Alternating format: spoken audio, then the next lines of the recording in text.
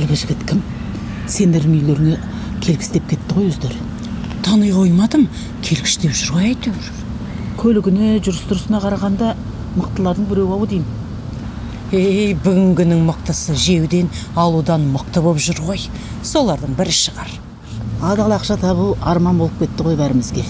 Жеп жүргендердің біреуі шығар. Қашанғы жет дейсің. Қанша жегенмен желкілерінен шықса да қоймайды өздері. Сау болыңыздар. Аман бол қарағым. Әке, сұрақ қойға бола ма? Сұрай қой. Әке, сіз көп ақшаны қалай табасыз? Көп ақша деймісің?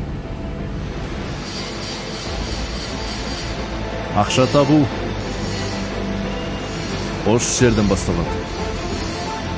Мен ғана емес, мына жұмыс істеп жүрген кісілердің бәрі осы заводтан ақша табады. Біз елге қажетті өнім шығарамыз. Сол өнімдерді шетелге сатамыз. Біздің ақшамыз балам. Еңбегіміздің жемісі. Осы жағдайға жеткенге дейін небір қиындықтардан өтуге тура келді.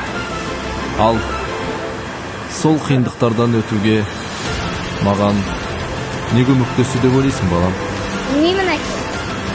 Маған көмектескен менің алға қойған мақсатым, адал еңбегім, күш-жігерім. Мына кісілердің бәрі менің адалдығыма сәйкес. Сондықтан да біздің ісіміз берекелі әрі пайдалы. Балам, адамдардың ортасында адалдық болған кезде сенім болады. Сенім бар жерде алынбайтын қамал жоқ. Әке.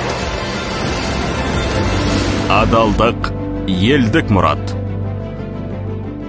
Қазақстан Республикасы сыбайлас жемқорлыққа қарсы іс-қимыл агенттігінің Қарағанды облысы бойынша департаменті.